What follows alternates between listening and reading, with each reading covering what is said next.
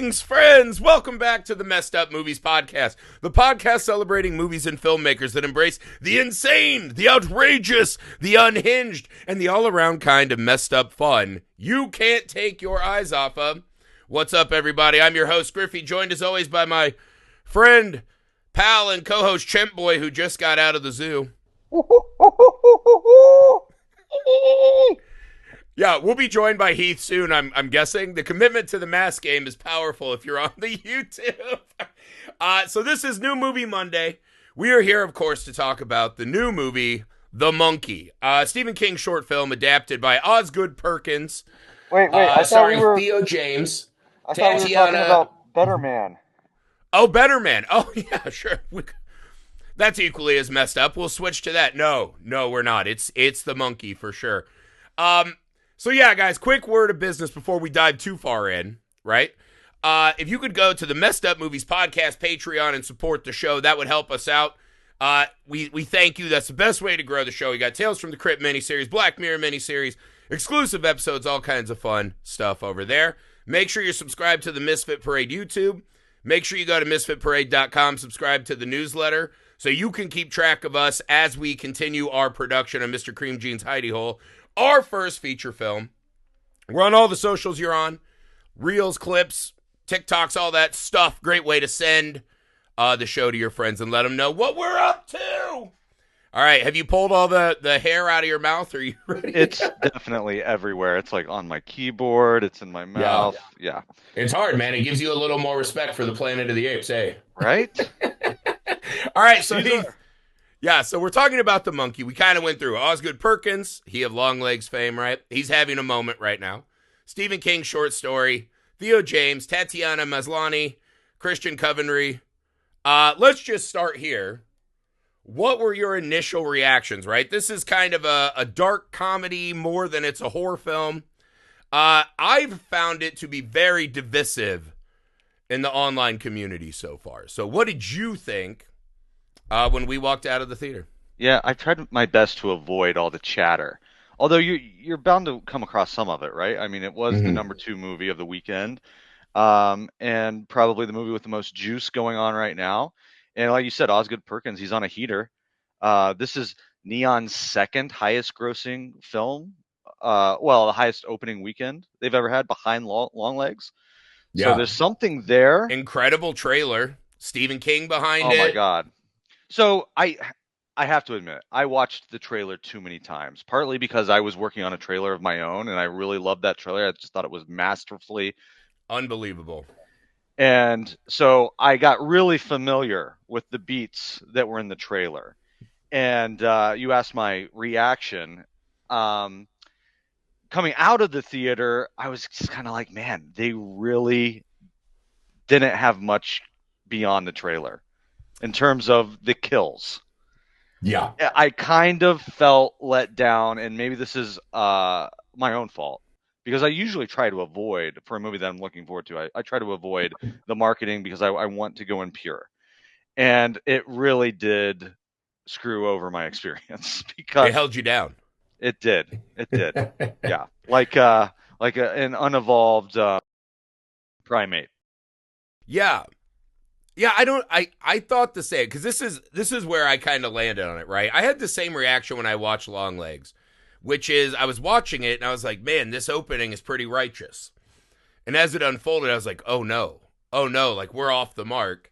And I ended up not liking Long Legs very much. I have since seen it 5 more times and have come to really appreciate what that movie is, right? Long Legs has really grown on me. I had the exact same experience with this. I thought this movie was, like, a lot of it is, I hear a lot of people, it's so funny. I didn't think one joke in this whole movie landed for me. I thought the characters and performances were all very off, to the point where, again, I don't think that's an acting thing. I think that's a choice the movie made aesthetically that just, it made these characters such pieces of shit. How could I be invested in it? And so I found, again, I've come to think of this, right? And I'd like to know your opinion on this. To me, I realized, I think Osgood Perkins, for all of his many great talents, again, even though a lot of his movies are hit and miss with me, he's undeniably insanely talented, right? And I always look forward to seeing his next outing and see what he's doing. He, to me, has a little bit of Wes Anderson. Whereas Wes Anderson cannot make a movie that doesn't look like a fourth grade diorama. He just has so eschewed reality, right? And it's like, here's a diorama that I've set up that's so unrealistic, I'm not telling human stories anymore. Osgood Perkins does that with human characters. He cannot write a person who behaves like an actual person would. No one in this movie is a human being. And to me, that makes it so much harder to sit in. Because the start of the film, right, is a flashback to this childish retelling of, it's a childhood memory of what happened with the monkey origin, right? Fine. I'll give you that. Maybe you can get weird with that. When they cut to the now time, that aesthetic holds, right? Like, here's a prime example. The priest in this movie, I don't know if that's supposedly funny to some audience, but he comes out for a funeral where someone is horrifically killed by this monkey, right? This babysitter gets her head chopped off at a hibachi restaurant, right? The priest comes out, looks like he's 15, is just like, whoa, bro, fuck, man. And I sat in the theater. It's in the trailer, but I thought there would be some fucking explanation in the world as to why this exists. And it's one of those moments I sat in back in the theater and I just go, oh, he's fucking doing it again. Like, I'm almost completely out. It's not funny. It's not how any priest in the world would react. We've seen a countless number of awesome, not good priests in movies and TV shows, but they still feel like a guy who could have gotten the job even if they suck. What was this character? Why was it in the middle of this fucking movie, in this moment where a baby, because me and my kids have been rewatching Final Destination, and I was like, that to me is where this one is different.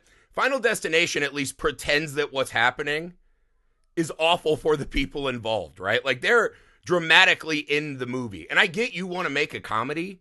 Things like that priest, unless it's hilarious, which it never was for me, how can I get invested in this movie? I struggled with that a lot watching it. Yeah, it did not work for me as a comedy either. It didn't work for me really as any kind of entertaining experience. But I'm wondering, is that a me problem or is that a movie problem? One of the things that I kept thinking about was, is this what Roger Ebert felt like when he was watching Fight Club? Fight Club kept coming to mind. And you have the voiceover, you have the kind of detached, smart ass, nihilistic attitude going on throughout it.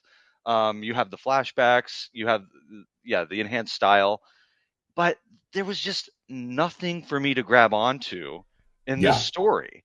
And you brought up the fact that these characters aren't human, and I think that's clear and obvious. You have to do a little bit of humanity. And I think there was an attempt somewhere in the Theo James performance once he came out. The one sibling, the main character, Hal. I thought and again, I don't want to say he's a bad actor.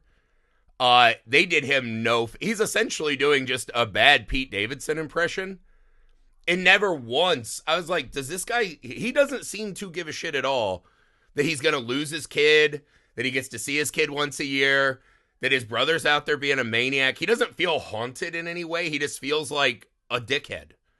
And he's just running around talking like Pete Davidson. And I was like, what? And again, I do think, to your point, I think one of the things I love and appreciate about Osgood Perkins is he's making his kinds of movies, right? He's making his movie, and it is a unique cinematic experience. That seems to over and over again just not be my flavor, even though I appreciate some of the filmmaking going on, right? There's some great setups. Mm-hmm. Some of the gags are really good.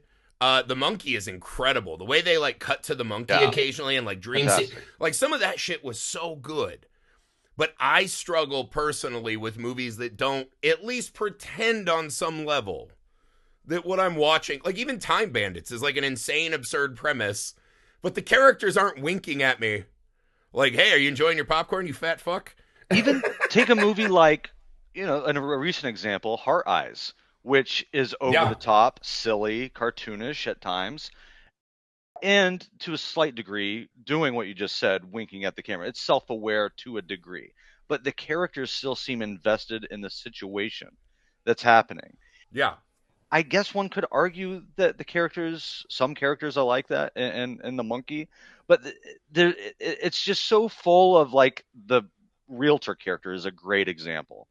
In the middle of the film when he goes back to the aunt's house, so just alien and weird and not like any human in the world would be, that it totally destroys any kind of um, uh, concept of Theo James's character and his son as a real person. Like, I'm starting to get invested in maybe their relationship, and you bring this off the wall goofball in that doesn't live in the same world as these characters. Right. And it's so off-putting and doesn't allow you to feel what this drama should be about. And by the way, you can tell, this is a whole other rant, but I think you can tell that this is a short story stretched beyond its means. I mean, it really goes nowhere except like this Home Alone, evil lair kind of resolution climax that didn't make a whole lot of sense. So, I mean, it's doing a lot. It's trying to be funny. It's trying to be irreverent. It's trying to, I think, have a profound message. Well, maybe not profound, but at least a thoughtful message about the meaning of death, or the fact that there is no meaning to it. I mean, I think that's a cool and interesting theme to explore. And by doing it in such a detached way, it really takes the piss out of what death and its meaning could even like have on real people. So Yeah. I don't know. It's just all the elements I think were maybe there, but the way Osgood Perkins puts it together, just it doesn't. And maybe I have to watch it 5 times like you watch Longlegs. Yeah. That Harker character, not a human being, and as a main character, really difficult to get invested in and what happens to her and how it goes down. Some of the kills are fun, the Nicolas Cage stuff is fun, but it doesn't seem to all be working. Yes, this is a movie where every character is doing a Nicolas Cage bit, though. Yeah. Again, because it's, you start off and you're like, there's 2 twins, the older brother thing. I was like, all right, I was an older brother. Me and my brother, battled. I get it. When he gets bullied at school, you're like, okay. The teenage gang of girls is another one of these, just like, why is this the way it is? Oh, okay, I'll accept that. But when he comes home covered in bananas and he's talking to this monkey that is the proxy for his dad, who's this Adam Scott cameo and this great opening to the movie. I love that cold open. Like, that was the shit the trailer sold me, and I was like, that I love, right? So he's talking to this, like, monkey toy as if it were a stand-in for his father, as he's smeared in bananas and he's been bullied. And he's like, I wish my brother were dead. And I was like, okay, we've all done that, right? We've all been the shitty kid who's like, I wish my brother was dead. I wish my parents were dead. No one gets me. The whole world's that. And I was like, yes. And then the mom goes, and you're like, holy shit, it's traumatic. You're like, for a couple minutes, I was so locked in. And I was like, here we go, right? We're going to bust out of this childhood, like, Stand By Me retelling. Like, the mom's death, incredible, right? The boomerang, aneurysm, whatever. She's bleeding out everywhere. The other twin sees it. I was like, this is really fucking fun, and I love it. Then we cut back to, like, he's at a grocery store. He's, like, talking to his manager, and it's such a weird conversation. And then Elijah Woods pops up, and I'm like, oh, we're back to doing... Like, the only one human in the movie is his ex-wife, who's just like, dude, you suck, and you are not going to be in this kid's life. And I was like, there's one human character the whole movie. And then it becomes this... There's no propulsion. There's no need to, like, fix this. He's just waiting out the clock with his kid. Like, once we get out of that childhood phase, right? Because even the babysitter getting killed, right? It's pretty funny. The kid's hitting on her. She gets her head chopped off. It's corny, but it's fun. It's great. The priest is annoying. You're like, all right, but there's more good than bad. When we shift to Theo James... or Theo Davidson, I guess, whatever his fucking character's name is in this. It was like an SNL sketch. Bill is his name. Bill was the bad one. Yeah, I was so lost for like 30 minutes, right? And occasionally, like, the aunt getting killed was awesome. Uncle Chet getting killed by the herd of horses was That amazing. was my favorite joke. That got a That good was my laugh. Just favorite thing in it. Yeah. that hard cut Well, when even he when he's winds just up the like, monkey. yeah, we didn't want kids. I wanted the life where I sat down and didn't get up unless I wanted something. And I was like, yeah, I was like, all right, we're doing it. And it just that's the story of the monkey to me. Like, I'm in, I'm so out, but like probably like 30 minutes in till like an hour in, I couldn't have cared less. This guy doesn't care. He doesn't want to make up with his brother. He doesn't seem to want to battle the monkey. He doesn't seem to want his kid. And yes, is it funny when his, aunt gets caught on fire and her head gets impaled and a lady explodes in the pool? I was like, I guess it's funny. Also, it's a lot of CG cartoon kills, which to me always have less visceral nature. So I was like, oh, I don't know. Griffey, I think it's not funny, and here's why. You can see what's going to happen coming from a mile away. Part of that is maybe because you saw the setup in the trailer. Mm-hmm. But there are very few times when you're surprised, and that's the source of comedy. Is your setup and then your expectations are subverted. That's what Final Destination did masterfully. It's always like you think it's this, because Death has a real thing for like water and fire in those. And those are the catalysts to just get people running around. And it always comes from something you're not thinking when done right. This is like, at one point they just hit us with like a lot of people are dying in town. Right. It's a cartoon snake. Like, here's a prime scene. And that like bit of like montages, right? None of them are that interesting. They don't like, no. And I was like, it's so funny because I just rewatched Sinister and these two scenes could not be more different. And again, I hear the audience bitching. I know it's not trying to be sinister. Osgood Perkins said he wasn't trying to make a horror movie. He wanted to do Gremlins, American Werewolf. Fine. Gremlins, the characters take the stakes of their town being destroyed very seriously. The realtor's not, as she's telling us. There's this scene, and it just, to me, I was like, that's the scene. If you like that moment, this is your movie. I didn't, and I found myself on the outside when the guy's just sitting under the lawnmower and the neighbor's like hovering over the fence like he's Wilson from Home Improvement. And as he's getting sprayed with blood, he just doesn't move and just takes a swig of beer. Yeah. And I was like, somewhere in some other theater, someone is laughing at that and they're enjoying themselves. I just rolled my eyes and I was like, I couldn't care less about anything happening. It's so unnatural. So, I mean, what is that even saying?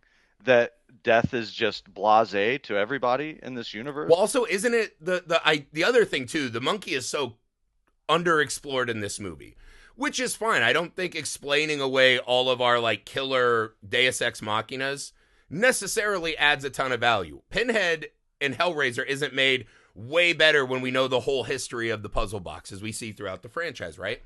But I need to understand at some level why. And so the whole thing is this thing likes killing our family. Someone's got to turn the key and it'll die. Essentially, it's this kind of Pandora's box, right? If you just want to kill some people, but it might be different people, whatever.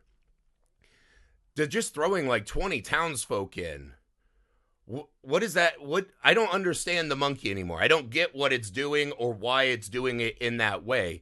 At the start, when he spends it, the babysitter dies and his mom dies, right? Those make sense. They're people close that you would be tragically hurt if you lost them, right? Some lady gets bit by a snake in Maine on a golf course. Yeah, what? And then again, this is the other thing too. They pull the aunt's body out, right? Of her house. She just got fucking destroyed. Or the realtor. They're bringing the realtor out after the shotgun kills her, right? Again, kind of a fun scene, a little punctuation of blood everywhere. Great. Why? Why? In any fucking movie would some director say, you know what we really need is 30 high school cheerleaders who literally say they're bringing the body out. Woo! You and I both groaned. What right at that moment. The fuck was that? That's not fucking funny. That's not a joke. It doesn't make sense. All it's telling me is, don't invest it all in this movie. Just wait for the gag. And I just wanted to see who they'd kill and how at that point. I couldn't have cared less sitting in the theater because of shit like the cheerleaders. It's totally nihilistic. And again, not in a way like Fight Club is, because you understand why that character is at that point. Why is everyone in this world so just immune to the effects of death. No one reacts in a way that a normal person would, or even an exaggerated version of a person would. Yeah, it's just so odd the whole time. And well, even the brother went back to get the monkey. I was like, all right, maybe this is it. And then he's in like a weird Angus Young from AC/DC outfit. right. And I was like, oh God. Oh no. Because he had his name in the phone book under Mrs. Monkey. I was like, all right, maybe this is where it's going to all click for me. Mm-hmm. And again, I was like, this is so horrifyingly bad of a choice. And I'm saying this fully realizing that there are people out there who I know who loved this movie, thought it was funny and inventive and energetic, and that maybe I will when I watch it more times like Longlegs. I did not get this movie at all. And to your point, you keep saying that there might be some message about, hey, everyone dies. Enjoy the time you got. Okay, I don't for a second believe that guy and that kid, when they see death ride by on the pale horse at the end, are going to somehow start enjoying themselves. Right? Like, that's not the characters I've spent time with or the lessons I've been learning in this movie. Right? And nihilism is a misunderstood philosophy. It's not nothing matters.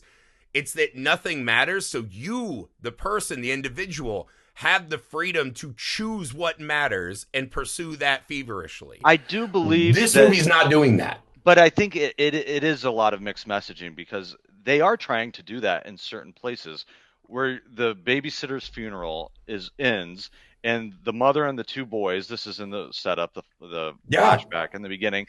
It's a nice moment. I think it's like a well-written idea. I don't know that I love the execution. And then ends on another bad joke, yes. But she says, everybody dies, let's go dancing.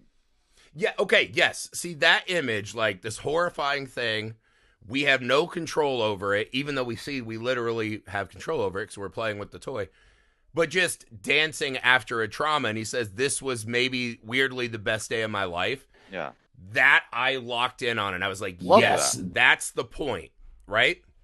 Is it in the face of this huge curse, all you can do is laugh sometimes. Life's going to get you. Yes, 1,000 times yes. When did we do that the rest of the fucking movie? Well, also, it doesn't pay off unless you have to also grapple with the weight of what emotions death bring. I mean, to give you that, you can't just shut off and say, well, shit. I mean, you can't be like the preacher that turns around and says, oh, fuck. That's not how people react to death. And maybe I was feeling a little differently or a little bit more sensitive because I was at a funeral earlier that day. You literally came from a funeral to see this movie. Yeah. The whole That's time wild. I was trying to suppress my emotions. I did not want to get emotional. And you just can't help it. I mean, it's if you I mean everybody reacts to things differently, but at one point everyone in that room was getting emotional for a different reason at a different time. And I did everything I could to hold it back because it's exhausting to get emotional. And so, I'm trying to even do some of the things that day that this movie is suggesting, I guess, but that only really works if you allow yourself to grieve at some point too. You can't just turn it off and say, well, everybody dies, so what's the point of even having an emotion about it? Exactly. And again, yeah, I think if you've had a moment recently where you've grappled with this, I know we both have, every day something will happen and like I get teared up, right? Because you think about what you've lost. Even as imperfect as all of it was, right? It's fucking horrifying. It's like a new wound. This is my problem with the film, though, is when you hold your son for the first time, that's something to fight for. That's something to live for. This monkey hasn't appeared since they were children, as the movie's telling me. It was gone in a fucking well until right now when the news section of the movie starts. Why in the motherfuck are you not with your kid?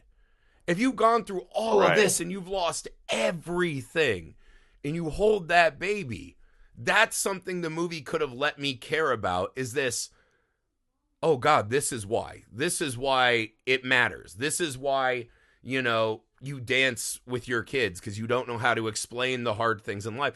And if Theo James's performance had given me any hint that he had ever met this kid, he had ever cared about this kid, like the showing up with the card in writing "Love Dad," that's pathetic. Like that to me is just a screenwriting decision to tell me that this guy's whole "I'm afraid of a monkey from my childhood" thing is horseshit. Like, you would spend all year writing that card. You would write letters. You would FaceTime. You would do any number of... I mean, this might have been 1996, I think they said in the movie. Neither here nor there. You would call. You would write letters. You would have awesome gifts, right? You would be doing everything you could to be in that kid's life, even if you can't physically be in the proximity of him. That gives us a stake. You know a movie I thought of? I don't know if did you ever see The Possession with Jeffrey Dean Morgan? No. So he's a basketball coach, right? And him and his wife are separating. And he gets the girls. He got this new house and a new development, right? He doesn't have a yard. It's like very remote. He takes them to a garage sale, and this little girl's like, I want to buy this cool jewelry box. And of course, it's the Dybbuk box, right? We saw in the start, this Jewish demon, right, of lore. And all this hell starts breaking loose, right? The girl starts having problems. The mom's like, I'm taking the kids away. You can't see them anymore. And even Jeffrey Dean Morgan in that movie, who seems like a bad dad who's just chasing his career all the time, he's fucking fighting tooth and nail to keep those girls in his life. Trying so hard to protect his kids, even if he's not a good husband and not a great dad. He cares about his kids at a bare fucking minimum. And I'm not saying that movie's perfect, right? Or that it's artistically on the level of this movie. You have to have something. Right? What is Tommy Boy if he doesn't have the relationship with his dad? Right? Like, even comedies, you have to have something to make me care about it. I think the premise, and again, I believe it was just a wrong decision or a wrong turn. And you could make two decisions. One is what you just laid out, which is, if I've gone through this trauma, then I would embrace my relationships more. Those have more value because you know that life is fleeting. Mm-hmm. This makes the decision that, so in the setup, he turns the key for the monkey and wishes that his brother would die because he's helped pull a prank on him. Instead, the mother dies. So he feels responsible. And that is sort of the whole propulsion of the story from that point forward, because the other brother figures it out. And now he wants to enact revenge, which I think is the lamest. Yeah. He literally didn't think of that for like their whole lives until 5 years ago when they last saw. A whole other rant. But they make the decision that the character's name Hal, the twin with the glasses, played by Theo James, that he is going to detach because he is dangerous for people around him that he may love. He doesn't want his son to be the unintentional victim of his cursed luck because he has this monkey in his life. Yeah. So I mean, which hasn't made an appearance for like 20 years. Yeah, exactly. Exactly. So he's like, detached is the word that I keep coming to with this movie. It's made that decision all throughout. It's detached from how people really act and feel. Every single one of his movies has this problem, right? If you go through Osgood Perkins movies, the weakest part of every single one of his movies is that none of these are human characters to me, right? Even The Black Coat's Daughter, which has one of the most wild and absurd plot twists at the end. Everyone's like, that's cool. And I was like, what are we doing? They're not human beings, even as the aesthetics are beautiful. The filmmaking is beautiful. The pacing is beautiful. There's nothing for me to care about, right? Why? Like when my kid would do like, hey, Dad, come watch me do a story with my toys. And he just takes the Batmobile and runs over 50 army men. I don't give a fuck. They're army men. That's what they're there for. There's 50 faceless things that get run over. They don't have a story. They're not the lead character in a fucking movie. That's why in Toy Story, the army men are only there to do a mission. And we follow fucking Woody because he's a character who cares about fucking something. And again, I this is the other thing too. Because I'm guessing people who like it would say, well, yeah, I would also be afraid to be close to people and love people if this had happened. And I go, sure, that's a reasonable headspace that people live in too. But it's not really explored. But the main characters are twins. And we see what happens when you completely wall yourself in a fortress. So why are we doing that beat twice? Show me both sides of the reaction, right? That I'm going to love harder and I am going to wall myself off, right? Both twins are doing the exact same thing, but one of them has a crazy haircut. So he's the weird one. And the other guy's supposed to be like us. And to me, that's the flaw of the movie. And again, I know some people like the kills. I think another thing, this movie just really rushes and throws kills out so fucking, like, just frequently. They're so telegraphed. And we don't ever sit in the kills, right? We don't sit and, like, see the weight of anyone dying. So again, I found myself constantly looking for dry land, right? Like I was Costner in Waterworld. I was like, I know it's got to be here somewhere. Oh, there's Dennis Hopper coming to fuck me up again. And it's like, I couldn't sink my teeth into this as much as I tried. Yeah, I feel the same way. I mean, you know what's interesting? You brought up that I had read that it's maybe a play off of the monkey's paw. Mm-hmm. And what you were talking about is, why do the people in town die? And I guess it's sort of this weird mismatch of like better short stories, the monkey's paw being one. So the power that you might hold when you turn the key, mm-hmm. that when you do, someone will die. It's like the Richard Matheson story, Button, where you will press the button, someone that you may or may not know will die, but in return... Yeah, you've got a 1 in 7 billion chance that it'll go bad. Why wouldn't you push it? Yeah. Which is a very compelling moral quandary. Mm-hmm. And this movie doesn't even really reveal that that's the machinery, the way that it works, until much later. It doesn't seem all that interested in exploring the mechanics of how this monkey kills and why it does and who it could target. Well, at one point the brother forces it and he does a fucking like Neil Peart drum roll, and we just see the whole town is in literal apocalypse. And I was like, now we're not even turning the key. Now the monkey's just writing on his own. So even the little information we have, right? The authorship of someone has to, out of malice or be careful what you wish for storytelling, turns the key. That's even fucking gone. Because we're trying to force the hand. So now a fucking bride and groom who go skydive wedding have to get fucking murdered. So what are the rules? I mean, it's obviously geographically relevant where you are when you turn the key for the monkey. It doesn't necessarily target who you want it to, but it will latch onto someone in that proximity. I mean, what are we saying here? If everybody dies and death is random and it's out of our control, there's still some kind of, it's not totally random. If you are turning the key and you are playing God for a spin at the wheel and someone dies, but it's random. Yeah. It's not actually that random in this story. I mean, family members are dying. People in the town are dying. I don't know. I just did not get where they're going with it and why they made this. They hint at slightly, right, at the end. They add this Eddie Munson knockoff character, right, who you can't even see his eyes the whole movie, right? He's kind of like a jean jacket in the midst of this movie. They add that he is compelled to go get this monkey, that being in its presence, you are compelled to engage with it. Because your first thought is, why did the dad not just put it in a safe?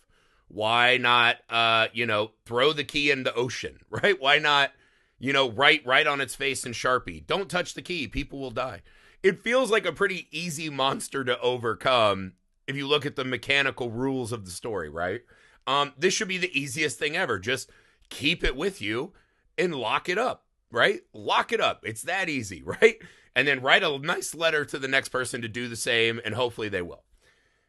I think they added that extra teenage character who comes back with a loaded gun because he wants this thing so bad, that when you are that close to the power of a god, you feel compelled to use it, maybe even with bad judgment, right? So maybe there's more than just the setup that we're told, that you spend the key and someone dies. Maybe the monkey always needs someone spinning its key. Again, to your point, that is still murder. Like, it's still not like death randomly has a plan for us. It's still 100% a murder. You're just firing a psychic bullet rather than, like, you know, shooting someone at close range. But that's a cool idea and concept that is just totally muddled here. And are we trying to be smarter than the audience? Is that it? Are we so just like you know, too cool for school on this that we feel like we don't have to explain something or at least draw a clear theme or a clear idea to explore? I mean, there are interesting things scattered throughout this movie. Yep. And nothing is actually grappled with and explored in a meaningful way. And then it just becomes very muddled to me. Again, maybe it will become more clear on subsequent viewings. To me, it comes off as an Elon Musk joke. Really, it does. Oh God, that is the meanest criticism you could ever levy against something. Well, it reminded me, I saw a clip of dipshit Elon. He was at some like tech thing, and he's fully become this like not human character. He's very much an Osgood Perkins creation. And he's sitting at this thing, and he sat down, this guy's interviewing him. I think it was when he came out with the fucking stupid chainsaw. And he goes, "I am become meme." And the audience just went, "What?" And he said it again, like looking like, you guys don't get it? You don't think? Like I was doing an Oppenheimer riff, right? Like, I am become death. Instead, it's like, I have become meme. And everyone in the audience was just slack-jawed staring at him. And he's sitting on the stage thinking that line was going to fucking crush. Right. And just such a disconnected loser. Like, not... And again, I would never fucking levy that against Osgood Perkins. He seems like a great guy. But that's how it felt to me in this movie, is like watching someone being like, get it? Get it? And I was like, no, I don't. I don't get it. And again, we see him like chop up the monkey when he's a kid and it comes back. So I think they're hinting at this bigger thing. But again, the idea of wanting to play God. This feels like a bullied kid's story that just went the wrong way. A bullied high school kid having the power to take revenge on these things is a classic story. That becomes Carrie. That becomes any number of great high school, you know, kids that are bullied movies who then get the power to fucking have revenge, right? Would have been an interesting through line to have gone, but it doesn't pick a direction. Yeah. I did not really I didn't walk out of that theater and know how to digest it. What was this about? What was the meaning? Well, even the like, your son has to turn the key or I will. I was like, okay, that's an interesting ethical quandary. And then you go, wait, but is it? Is it? And then the movie immediately like takes the monkey back from him. That's just like, yeah, what? Like the kid turned the key and we're like, nope, not interesting anymore. Let's fight about it. Let's fucking blow up the whole town. And I was like, okay, I guess. And again, I think again, based on just what Osgood Perkins has told us, he wanted to make a Gremlins, American Werewolf in London story.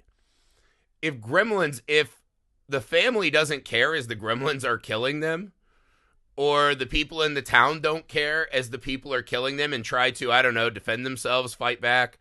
If he doesn't care that the old lady in town wants to kill his dog and he's like, yeah, take her. Here, I'll keep my minimum wage job. That movie doesn't fucking work. And that's the problem with this movie, is I don't believe for a second anyone cares if they live or die in this film. What is going on in this guy's life that he's protecting, right? And I get it, he's a traumatized kid who saw something that shatters your normal day-to-day reality. That makes it hard. Why would you write in a father-son road trip if he doesn't give a fuck about his son? And you can't argue that he does. It is inarguable that this guy actually does care. He's just traumatized because they showed us the card, right? They showed us when the guy's like, you know, or fucking Elijah Wood's like, yeah, you're not going to get to see him anymore. And he's like, hey, that's not fair. I don't like that. Like, what? So the thing you set up in the movie that has to happen for this movie to function as they think, They're undercutting with what's on the fucking screen. This is not me inferring this guy's a bad dad who doesn't care about his son. It's a 100% bona fide fucking fact based on what they told me in the script. And maybe it's trying to avoid tropes, but why not try to find something that the two could bond over? The father and the son. Maybe the son has been bullied as well. Hey, Yeah. I know what you're going through. I went through that. Something to make us care about this relationship.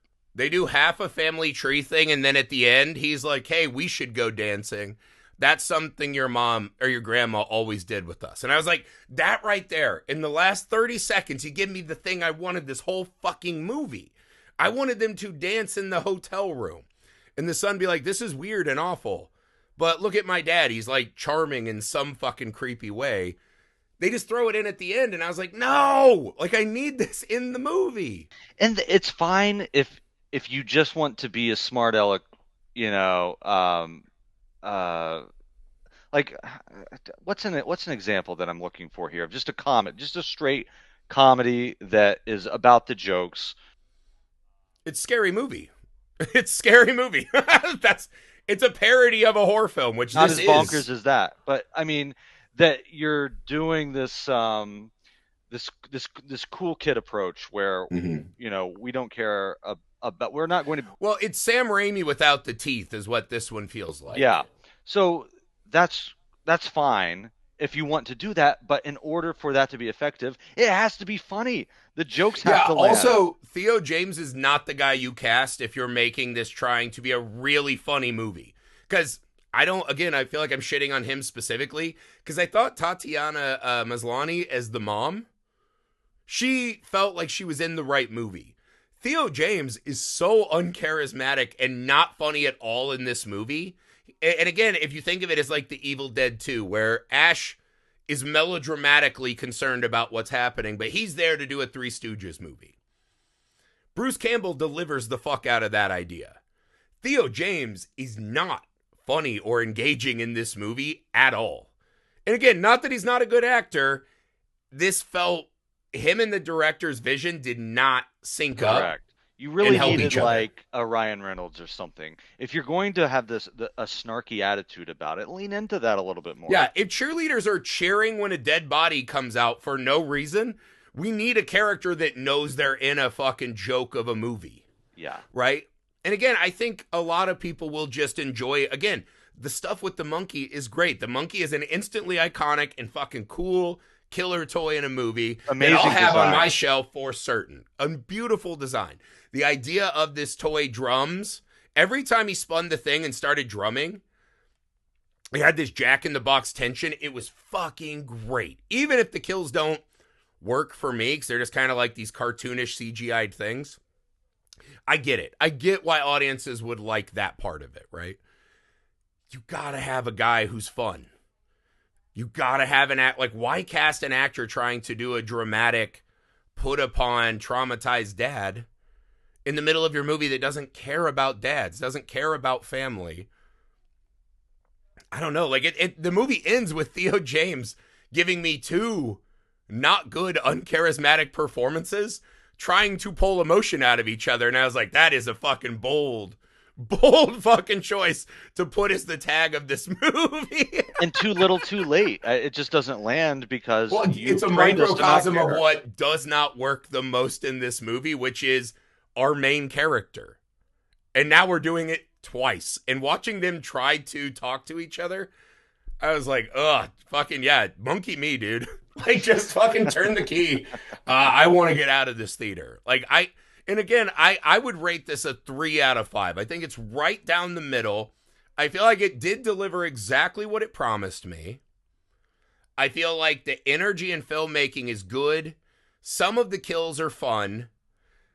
But the story and the acting and the characters were fucking unbearable to me. So I put it like right down the line. This is like a 2.5, 3 out of 5 for me. Yeah, I'd go 2. It's just very flat. Everything fell flat, was disappointed me. Maybe my expectations were too high. But I can't really think of one moment that surprised me, that charmed me, that made me say, "Oh, ha, that got me." The one moment again was where they did the really smart. This is a good comedy beat right here, right? When the the kids are realizing that if you turn the key, someone dies. And Yeah. they said, let's try it, see what happens. And Yeah. so all he says is that line. And you do a hard cut to the uncle's framed That photo was at the fucking funeral. amazing. That's a great joke because Yeah. you're you were just like skipping past everything in a way that was unexpected. I wasn't ready for that Yeah. hard cut, and it's a good joke because Yes. And then they pair it with the best kill in the movie, right? Where they have the like soup and the sleeping bag.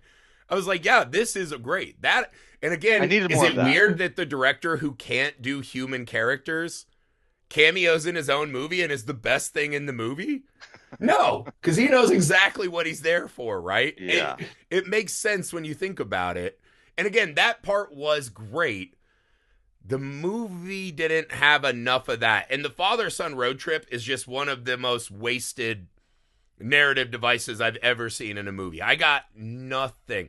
And again, not to shit on all the actors, because I've been a real champion on this, that I think a lot of actors get fucking raked for decisions directors make. And I think that's 100% what's happening in this movie.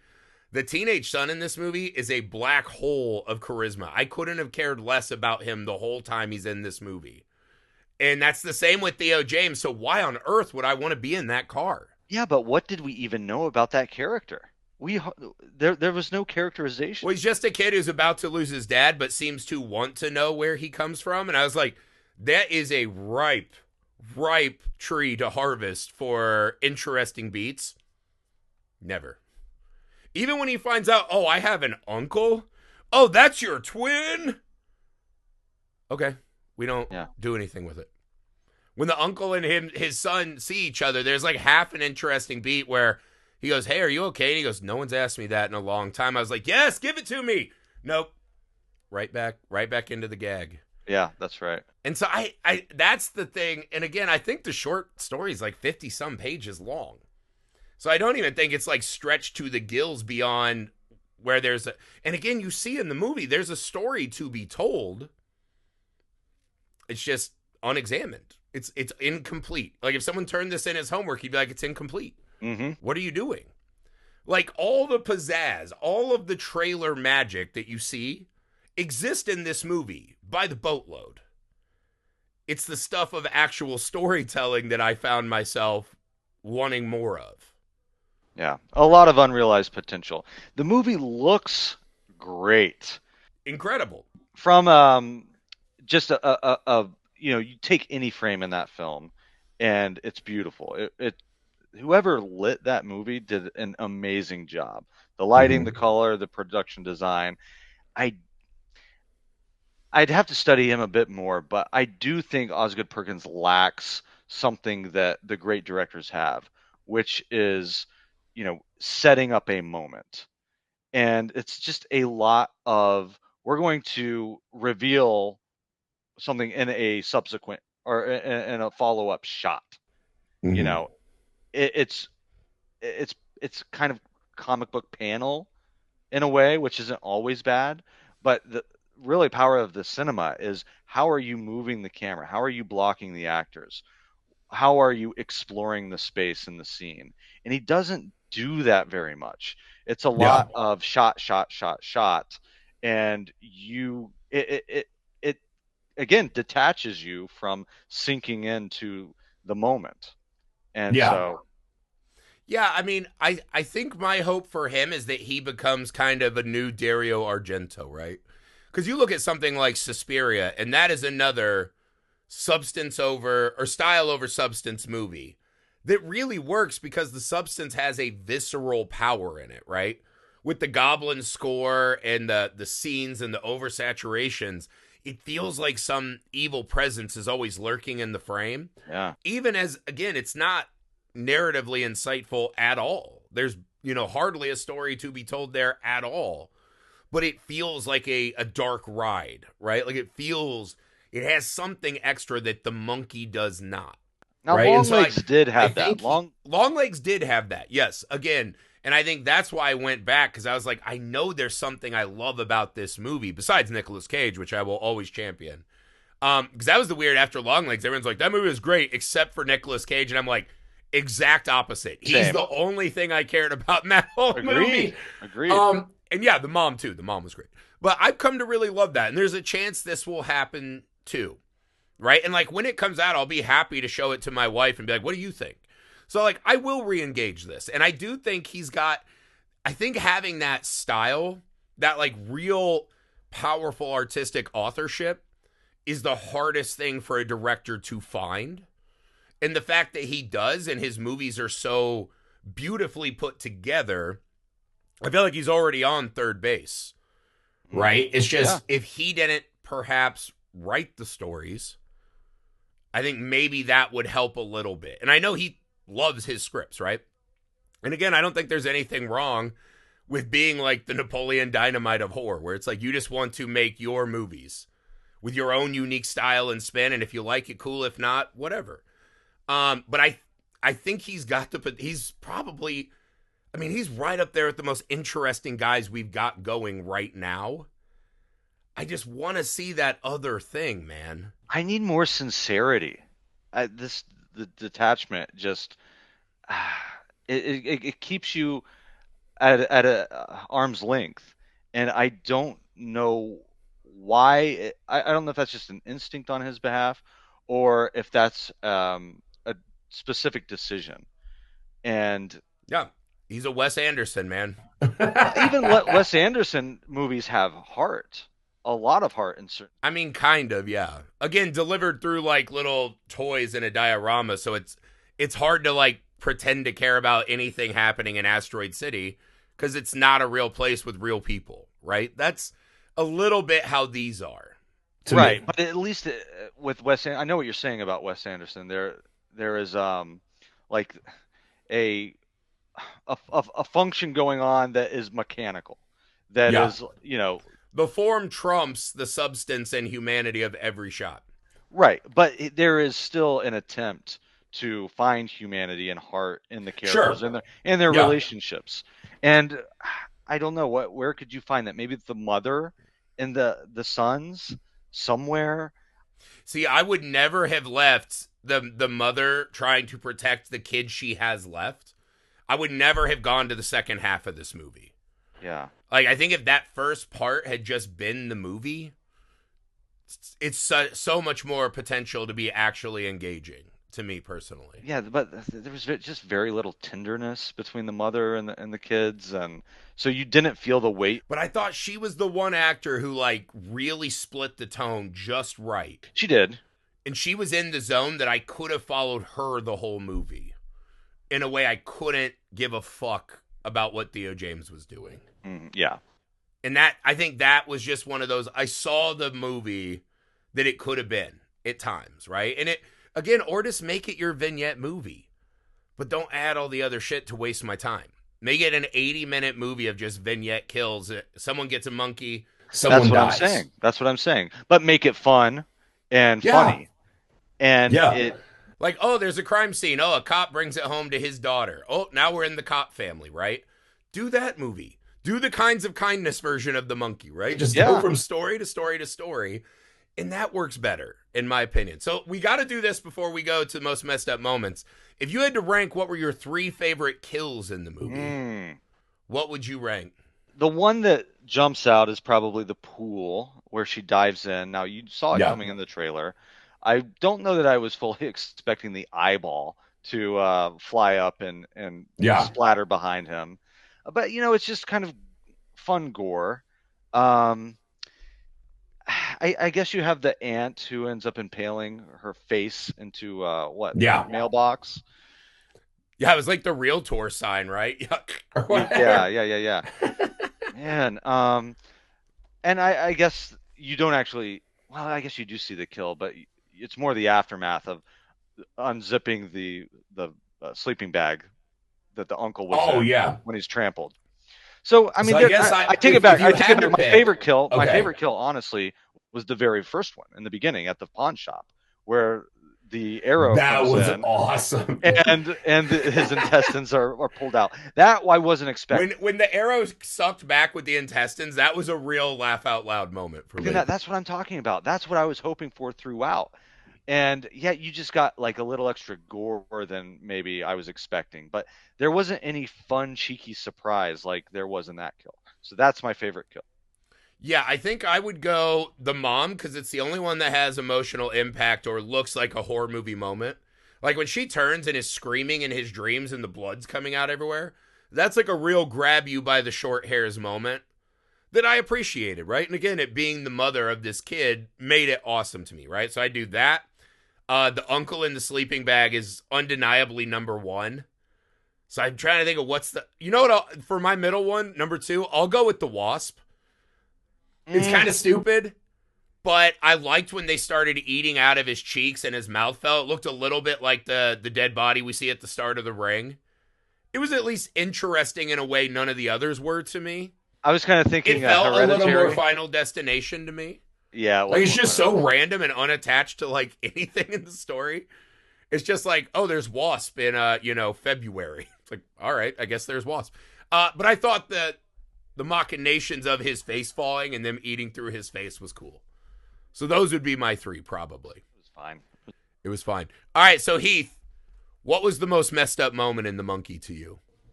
I've been trying to think of this.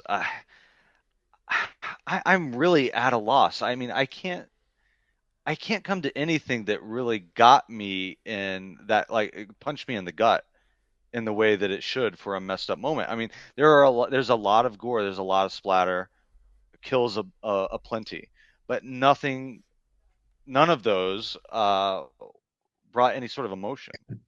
So I don't know. Maybe you tell me, and maybe that will help. Yeah, to me, again, messed up moments to me have to come from something you can't believe you're seeing in a theater, like, holy shit, that movie's going there. Or your heart is ripped out because a character that you love is suffering, right? Mm-hmm. Something along those lines. And the Monkey struggles to find any sincerity anywhere, which makes this list really small. To me, that's why it has to be the mom, right? Because the setup is the son comes home from being bullied, wants to kill his brother who set him up to be bullied, right? In front of the whole school, took his pants, he's covered in bananas. He turns the key to get revenge on his brother. And then the brother who bullied him walks in. His mom's making a sandwich. She's kind of freezing. She turns, says like a little nice sentiment to him. And then blood starts pouring out of her face. And we watch the teenage son's reaction in horror as his mom, who, although they're shitty kids who seem like they're not being raised well, the mom seems to earnestly love them and be trying her very best. I think anytime you see a mom crushed like that, because her kids are just trying to kill each other, that is a messed up moment. And that might be the only thing in this movie that I think would even qualify. I think the moment, actually, this would be mine, when they're at the mother's funeral and Bill, the bully brother, is not handling it well. And he's in denial that his mother's died. Mm-hmm. And he stands up and interrupts the funeral proceedings and beckons his mother to wake up. Yeah, good one. Ha ha ha. Good one, Mom. That is gut-wrenching. Wake up, Mom. Wake up. Come on, wake up. And can't accept that this has happened. Now, again, I think that could have been executed with a lot more, again, gut punch. I felt like it didn't sit in it long enough. It didn't go as far as that could have gone. Yeah. But still, the idea of that scene worked pretty well, and I thought was very tragic. Yeah. Again, it's another one of those moments where I was just like, the performance didn't get there for me. Like those two teenagers were hard to sit with for me in this movie. And again, I don't blame them. That is, a director's job to be like, hey man, this has to hit the audience. We have to sell the devastation of fuck around and find out. And it just didn't. Like the sentiment of the scene of the losing the mom and then wanting her to wake up is horrifying. Yeah. but it's just not a movie that's interested in getting knee deep. That's right. And I think that's so like, can anything beat, is it messed up to see a guy with a lawnmower sitting on him getting chopped up? A guy that you don't even Maybe. know, a character that yeah. you see for 30 Until seconds. then, the neighbor just swigs a beer. Yeah. Like, maybe. I think that's the thing. If you're in for, and I'm trying to think of shit like, Reanimators like this, Evil Dead 2's like this, Gremlins like this. All those movies are tongue-in-cheek. Like, they know they're making a comedy as much as a horror film. The characters still have to believe in something. I still have to know their mission and their wants, in some level, be invested in their journey. Every character just shrugs. Yeah. Or is just not a person. Like, the cheerleaders thing to me is the microcosm of this movie. The cheerleaders and the priest. If that got a chuckle out of you, then you're the exact right kind of person that can sit there and just love this blood-soaked tomfoolery, which normally I feel like I am. I got nothing out of this, except for an appreciation of the craft of the film, which is undeniable to me, on a production-only level, not at a story level.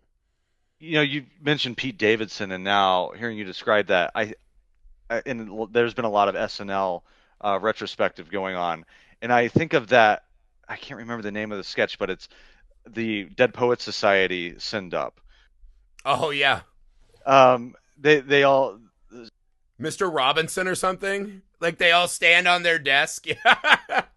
And so it's like the swell of, this emotional, triumphant moment where we're going to...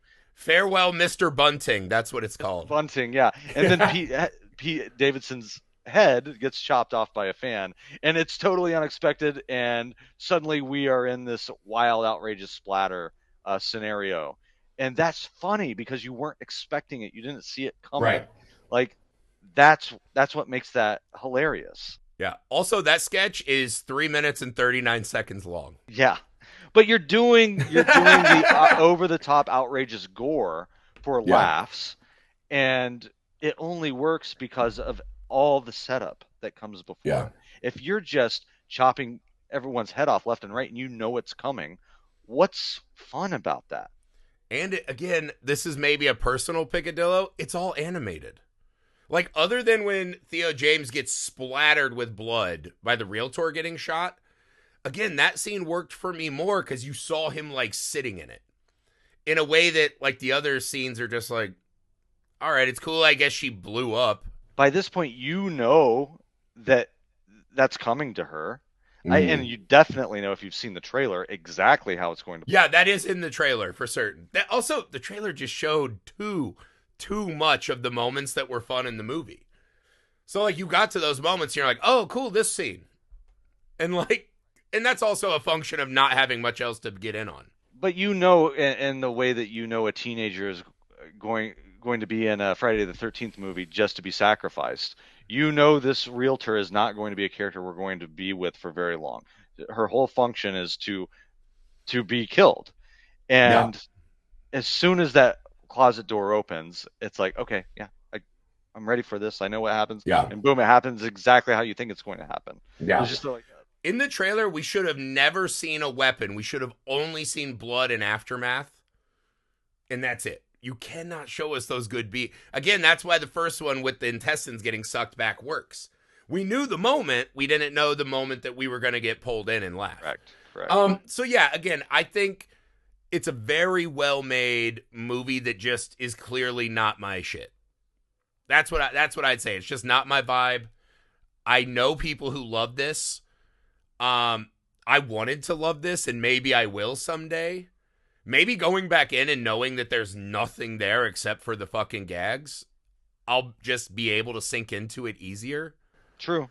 But it's a personal thing for me. I just want, like, half a story. Mm-hmm.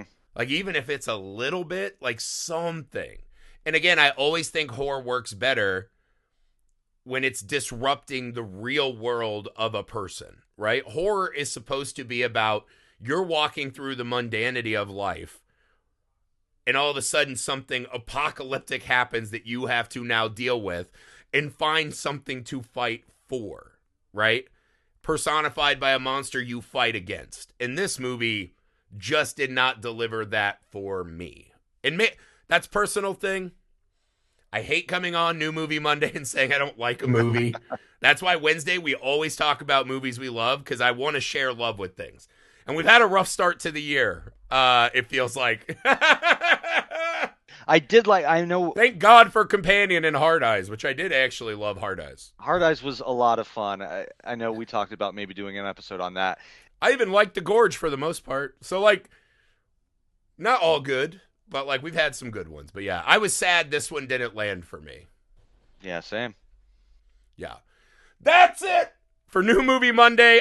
We'll see you Wednesday, guys. We hope you enjoyed The Monkey. I hope you enjoyed this episode, man. Make sure you go to the Messed Up Movies Podcast Patreon page. Join our community there. Get all the extra awesome stuff we have to offer over there. Make sure you're subscribed to the YouTube, guys. That helps us out a ton. Video versions of the pods and other short stuff we're doing over there. We'd love to have you join us over there. Hit that subscribe. It's free, easy, helps us out. 5-star ratings and reviews. Let your friends know we're on all the socials. Another great way to send your friends stuff from the show. And hook them in, guys. Don't make me turn Heath's key and send him after you. You don't want to wake up and see Heath in the mask over your bed, do you? If you do, we can set that up as an OF as well.